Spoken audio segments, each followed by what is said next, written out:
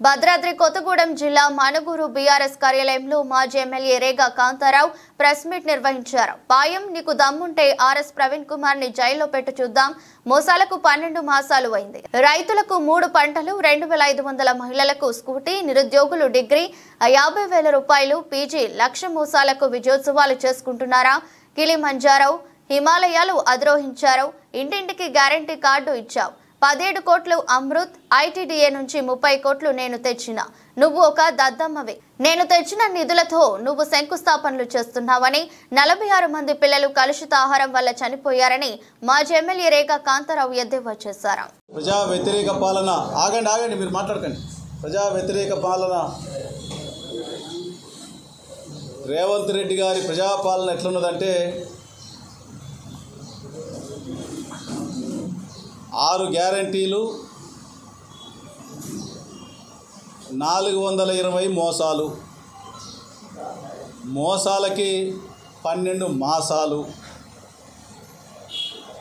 వీళ్ళ పాలన చూస్తూ ఉంటే ప్రజలు నవ్వుతూ ఉన్నారు. ఇంకా ఈ లీడర్లకు బుద్ధి లేదా అని చెప్పేసి నవ్వుతూ ఉన్నారు.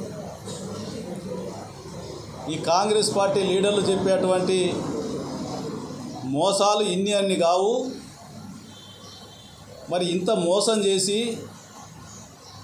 మళ్ళీ ఇంకా ఇచ్చిన మాట తప్పి వాయిదాల మీద వాయిదాలు వస్తూ ఉంటే మాకు వెనకటి ఉండేది తునికాకుల వాయిదాలు అనేది. ఎప్పుడైనా కానీ ఎగ్గొట్టేటోనికి ఎప్పుడు కూడా తునికాకుల వాయిదా అని పేరు పెట్టేది.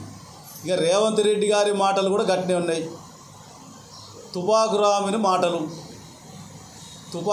మాటలు ఎట్లున్నాయో గట్లనే మరి రేవంత్ రెడ్డి గారి మాటలు ఉన్నాయి. ఎందుకంటే మోసాలకి 12 మాసాలను ఎందుకన్నంటే రైతుల్ని మోసం చేసిండు. రైతులకి రైతు భరోసా ఇస్తానన్నాడు. రైతు భరోసా 15,000 అన్నాడు. రైతు కూలీలకు 12,000 అన్నాడు. మరి అవి ఇవ్వలేదు. రైతు బీమా ఇవ్వలేదు. అట్లాగే మహిళల్ని మోసం చేసిండు. మహిళలకు తులం బంగారం ఇస్తారన్నాడు. 2,500 ఇస్తారన్నాడు. 4,000 పింఛన్ ఇస్తారన్నాడు. నిరుద్యోగులకి మేమిచ్చిన ఉద్యోగాలు ఇచ్చి మేమే ఇచ్చినామని చెప్పేసి డబ్బా కొట్టుకున్నాడు. డిగ్రీ చదివిన పిల్లలకి 50,000 ఇస్తారన్నాడు. పీజీ చదివిన పిల్లలకి 1,00,000 రూపాయలు ఇస్తారన్నాడు. పిహెచ్డి చేస్తే 5 లక్షలు ఇస్తారన్నాడు. మహిళలకైతే పిల్లలకి చెల్లెళ్ళకైతే స్కూటీలు ఇస్తారన్నాడు. అందరినీ ఆకాశంలో సుక్కలు చూపెట్టిండు. మొత్తానికైతే బ్రహ్మాండమైనటువంటి పాలన, తుపాకు రామిని మించినటువంటి పాలన. ఈ సందర్భంగా మోసాలకి 12 మాసాలైన సందర్భంలో, శుభ సందర్భంలో రేవంత్ రెడ్డి గారి పాలన గొప్పగా ఉన్నదని చెప్పేసి మళ్ళీ ఇంకొక మోసానికి తెరలేపుతూ విజయోత్సవాలు నిర్వహించుకుంటున్నందుకు సిగ్గుపడాలి కాంగ్రెస్ పార్టీ నాయకులు అని చెప్పేసి బీఆర్ఎస్ పార్టీ మరి పక్షాన డిమాండ్ చేస్తూ ఉన్నాం. దాంతోపాటు స్థానిక ఎమ్మెల్యే అవగాహన లేక, ప్రభుత్వ పాలన పట్ల అవగాహన లేక మాట్లాడేటువంటి మాటలు చూస్తూ ఉంటే నీకు చేతగాక సుపరిపాలన ప్రజలకు అందించేటువంటి దమ్ము ధైర్యం లేక చేతగాక చెతికిలబడి గురుకులాల్లో ఎస్సీ ఎస్టీ బీసీ మైనార్టీ హాస్టల్స్లో జరిగేటువంటి కలుషిత ఆహారం తిని పిల్లలు చనిపోతూ ఉంటే ఈ దేశంలో దగ్గర ఎక్కడ జరగనటువంటి చరిత్ర. తెలంగాణ రాష్ట్రంలో పిల్లలు చనిపోతూ ఉంటే దగ్గర ఒక 40 మంది పిల్లలు చనిపోతే నువ్వు దీని కుట్ర ఆర్ఎస్ ప్రవీణ్ కుమార్ అని మాట్లాడడం అనేది ఇంతకంటే దౌర్భాగ్యం ఇంకోటి లేదు.